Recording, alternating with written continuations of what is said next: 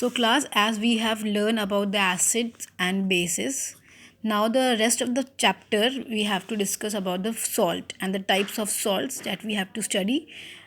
First, washing soda, baking soda, plaster of Paris, bleaching powder. So I will discuss all these four types of salts with you and their properties and uses also, and how we can prepare these salts in the laboratory. So first I will discuss about the washing soda. सबसे पहले हम बात करेंगे washing soda की. अगर मैं बात करूँ इसके फॉर्मूले की, तो इसका फॉर्मूला होता है Na2CO3 10H2O. It's a crystal of washing soda. Sodium carbonate, 10 मतलब डी का, वाटर मतलब हाइड्रेट. तो केमिकल नेम जो है वो इसका वो ये है, सोडियम कार्बोनेट डी का hydrate, and formula is Na2CO3 10H2O. Okay. And इसकी प्रिपरेशन के लिए हम एक प्रोसेस यूज़ करते हैं जिसको हम बोलते हैं सॉल्वेज प्रोसेस. 1 मार्क्स में पूछ सकते हैं which process is used to prepare washing soda in laboratory. तो you have to write Solvay process, कि हम कैसे इसको प्रिपेयर करते हैं. इसमें रिएक्शन जो होती है उसमें हम क्या करते हैं, एक कार्बोनेटिंग टॉवर लेते हैं जिसमें बहुत सारे परफोरेशंस होते हैं. यू कैन सी हेयर, यहाँ बहुत सारे परफोरेशंस, कुछ होल्स होते हैं. ऊपर एक साइट है इधर जहाँ से हम एंटर करेंगे, कुछ सब्सटेंसेस को फिल करेंगे, और यहाँ पे होता है एक इनलेट. एक ये है इनलेट और एक ये है inlet.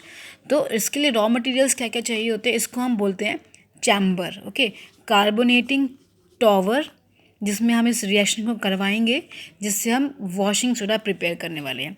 Raw materials are ammonia NH3, CO2 carbon dioxide, NaCl, H2O, sodium chloride and water. Okay. तो पहले हम क्या करेंगे, इसमें इस वाले इनलेट से अमोनिया, NaCl और H2O इसको एंटर करेंगे. Okay. You can see here NH3, H2O, NaCl. इसको हम बोलते हैं अमोनियकल ब्राइन. इससे हमको मिलेगा NaHCO3 प्लस NH4Cl. ओके. तो ये जो हमको मिला है NaHCO3, ये है आपका sodium bicarbonate along with NH4Cl, ammonium chloride. ये हमारा इम्पॉर्टेंट प्रोडक्ट है यहाँ पे, जिसको हम आगे यूज़ करेंगे for making washing soda. Class, why we are using this Solvay process का एक अपना एक खास रीज़न है कि सॉल्वेज प्रोसेस को यूज़ करने से क्या होता है, रॉ मटेरियल जो हम यूज़ कर रहे हैं और जो रिएक्शन होने के बाद जो साइड प्रोडक्ट्स बनते हैं उसको भी हम रीयूज़ कर सकते हैं इस रिएक्शन में. That's why we are using this Solvay process. Okay. And in the next process what we have to do, जो हमें NaHCO3 मिला है उसको हम हीट करेंगे. यहाँ से हमको मिल जाएगा आपका Na2CO3, that is your soda ash या एनहाइड्रस सोडियम कार्बोनेट, जिसको हम बोल सकते हैं वॉशिंग सोडा है, बट ये क्रिस्टल फॉर्म में नहीं है. Okay. Plus water and CO2.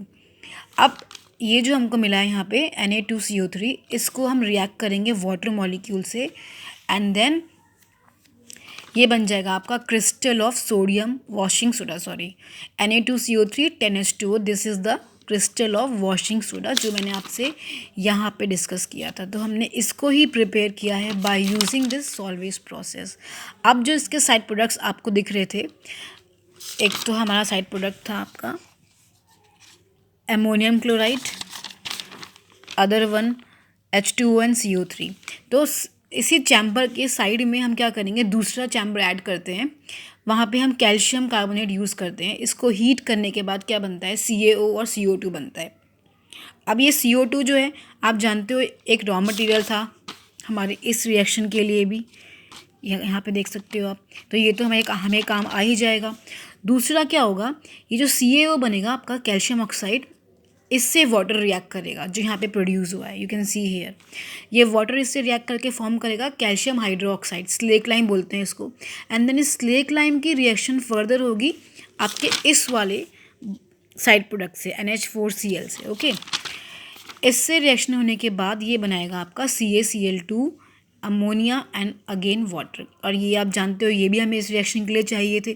तो इस रिएक्शन को हम इसलिए यूज़ कर रहे हैं कि जो साइड प्रोडक्ट बनते हैं उनका भी इसमें रीयूज़ हो जाता है. So if the question is asked about why we are using this Solvay process, तो द आंसर इज़ कि जो साइड प्रोडक्ट्स होते हैं, the side products which has been form in this reaction can be use again for the same reaction. Okay. अब बात करेंगे इसकी physical properties की. तो क्रिस्टलाइन सॉलिड है, वाइट रंग का होता है पाउडर की फॉर्म में. अगर हम इसको हीट कर देंगे तो it will form Na2CO3 10H2O, मतलब Na2CO3 10H2O जो एक मॉलिक्यूल है, पूरा क्रिस्टल है, जो पूरा हीट करने के बाद उसमें से वाटर रिलीज हो जाएगा और ये सोडा ऐश आपको मिल जाएगा. एक्शन ऑफ हीट, ओके, ये हमें डिस्कस कर चुके हैं यहाँ पर. एक्शन ऑफ एयर, अगर हम इसको एयर में रख रहे हैं, हल्की सी हीट कर रहे हैं नेचुरल प्रोसेस से, तो इसमें से 9 मॉलिक्यूल ऑफ वाटर निकल जाएंगे और Na2CO3H2O जो है सिंगल मॉलिक्यूल के संग रह जाएगा. इसी प्रोसेस को हम बोलते हैं एफ्लोरेसेंस, मतलब loss of 9 molecule of H2. अब इसके यूजेस क्या होते हैं वॉशिंग सोडा के? एक तो हम इसको हार्ड वाटर को सॉफ्ट करने के लिए यूज़ करते हैं. It is use as detergent for washing clothes. It is used in glass industry for making glass. Okay, so this is all about the washing soda, how we can prepare, the physical properties and the uses of washing soda. Okay, now next is baking soda. Class अगर मैं बात करूँ baking soda, तो हम इसको खाने में use करते हैं बेसिकली. बेकिंग सोडा इसलिए इसका नाम है. फॉर्मूला होता है NaHCO3 सोडियम बाइकार्बोनेट बोलते हैं इसको, एंड केमिकल नेम होता है इसका सोडियम बाइकार्बोनेट. प्रिपरेशन इसकी सेम प्रोसेस से कर सकते हैं जो हमने डिस्कस किया previously, salvage process. Same material use कर रहे हैं, प्रोडक्ट्स यूज़ कर रहे हैं. NH3H2O NaCl ये यूज़ कर रहे हैं. इसमें आपके लिए रॉ प्रोडक्ट्स हैं ये. NaHCO3 पहली रिएक्शन पे रिएक्शन को रोक देंगे तो you will get NaHCO3. This is your baking soda जो यहाँ पे लिखा है फॉर्मूला. इसके फिजिकल प्रॉपर्टी ये है कि ये भी वाइट रंग का क्रिस्टल है. इसको अगर हम हीट करेंगे तो Na2CO3 वाटर एंड CO2 निकलेगा, जिसको हम सोडा ऐश बोलते हैं. इसका यूजेस क्या है? It is use as antacid. अगर हमारे पेट में एसिडिटी हो जाती है तो we can eat baking soda. It will neutralise the effect of acid, हमारे पेट की एसिडिटी को कम कर देगा.